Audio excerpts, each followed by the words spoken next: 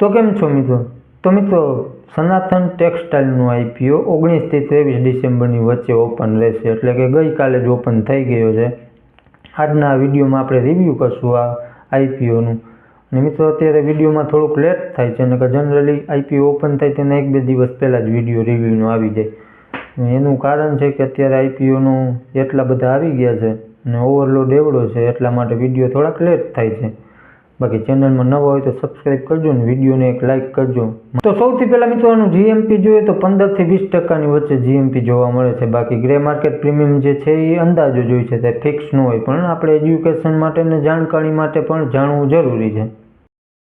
પછી આની anchor list પણ સારી આવી છે. લગભગ એન્કર ઇન્વેસ્ટર દ્વારા 165 કરોડ રૂપિયા ભેગા કરવામાં આવ્યા છે. તેમાંથી મ્યુચ્યુઅલ ફંડની વાત કરીએ તો બંધન, એસબીઆઈ જેવા નામો છે.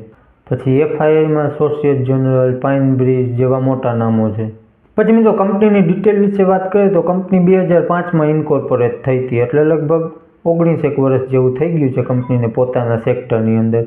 બાકી પ્રમોટરની વાત કરીએ તો પ્રમોટરને સારો એવો એક્સપિરિયન્સ છે આ સેક્ટરમાં, કારણ કે પ્રમોટરને ઓલમોસ્ટ 100 વર્ષ જેવું થઈ ગયું છે આ ઇન્ડસ્ટ્રીમાં.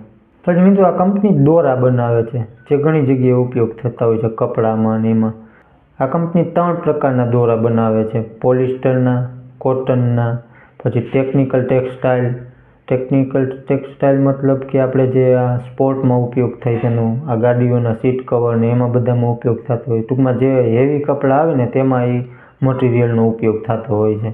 બાકી અત્યારે કંપની પાસે 3200 વેરાયટી છે અને કંપની 14,000 જેટલી વેરાયટીઓ બનાવી શકે એમ છે. 45,000 SKUs છે, મતલબ કે સ્ટોક કીપિંગ યુનિટ, તે આની પાસે છે. બાકી 1,90,000 SKUs રાખવાની ક્ષમતા પણ આની પાસે છે. આની મેન્યુફેક્ચરિંગ ફેસિલિટી ગુજરાતમાં સિલવાસાની અંદર છે.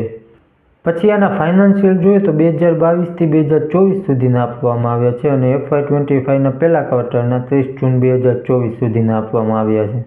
એસેટ જોઈએ તો એસેટમાં દર વર્ષે ગ્રોથ છે. 1796 કરોડથી 2529 કરોડ સુધી પહોંચ્યા છે એસેટ.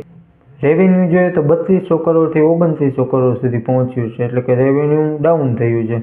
આ એક નેગેટિવ કહેવાય.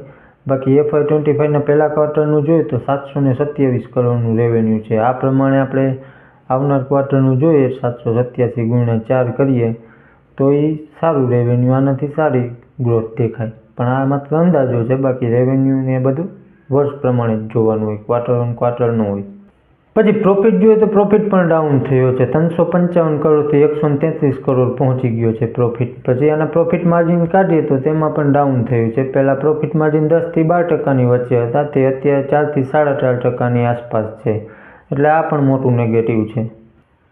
પછી આની નેટવર્થમાં વધારો થયો છે. બાકી કંપની ઉપર દેણામાં પણ વધારો થયો છે. અત્યારે 644 કરોડની આસપાસ કંપની ઉપર દેણું છે અને જે પણ કાંઈ ફ્રેશ ઇસ્યુ દ્વારા કંપની પૈસા ભેગા કરશે તેમાંથી 160 કરોડ રૂપિયા દેણું ચૂકવવા માટે ઉપયોગમાં લેવામાં આવશે. પછી ROCE પણ ઓછી છે, 11%ની આસપાસ.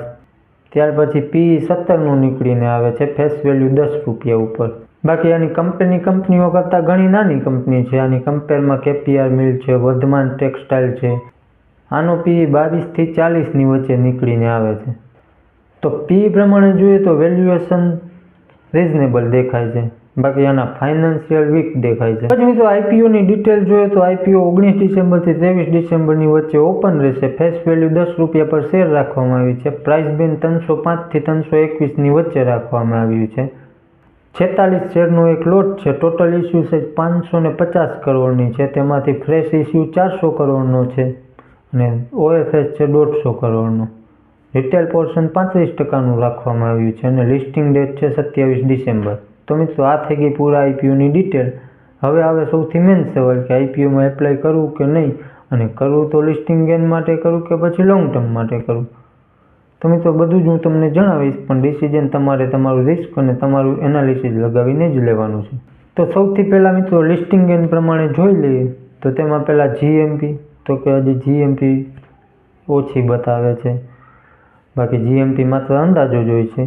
ત્યાર પછી એન્કર લિસ્ટ, તો કે એન્કર લિસ્ટ ઠીક છે. વેલ્યુએશન, તો વેલ્યુએશન બહુ કાંઈ મોંઘી નથી. ત્યાર પછી સબસ્ક્રિપ્શન, તો હજી એ બહુ કાંઈ હજી ખાસ મળતા નથી, બાકી છેલ્લા દિવસની રાહ જોવી જોઈએ, કેવા સબસ્ક્રિપ્શન મળે છે, માર્કેટના સેન્ટિમેન્ટ કેવા છે, આ બધું જોઈને આપણે ફાઇનલ ડિસિઝન લેવું જોઈએ. બાકી તમે શું કરવાના છો કોમેન્ટ કરી જણાવજો. પછી લોંગ ટર્મ પ્રમાણે પોઝિટિવ અને નેગેટિવ બંને જોઈ લઈએ. તો પોઝિટિવમાં સેક્ટર તો કે સેક્ટર સારું છે, વેલ્યુએશન પણ રિઝનેબલ છે. એન્કર લિસ્ટ તો કે એન્કર લિસ્ટ પણ ઠીકઠાક સારી જ છે. ત્યાર પછી કંપનીનો ફ્રેશ ઇસ્યુનું પોર્શન પણ રાખ્યું છે, તેનાથી દેણું ચૂકવવામાં ઉપયોગમાં લેવામાં આવશે, તે પણ સારું છે.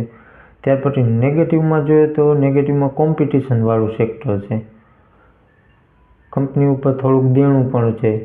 બાકી ફાઇનાન્શિયલી કંપની વીક છે. ત્યાર પછી પ્રોફિટ માર્જિનમાં પણ ઘટાડો થયો છે. બાકી તમે શું કરવાના છો, આઈપીઓમાં એપ્લાય કરશો કે નહીં, આપણે કોમેન્ટ કરી જણાવજો.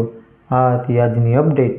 વિડીયો સારો લાગ્યો હોય તો એક લાઇક કરી, ચેનલમાં નવા હોય તો સબસ્ક્રાઈબ કરી, બાકી મોકલી દેજો તમારા મિત્રોને જે પણ આઈપીઓનું સ્ટોક માર્કેટનું કરતા હોય એને. ચાલો મળશું નેક્સ્ટ વિડીયોમાં.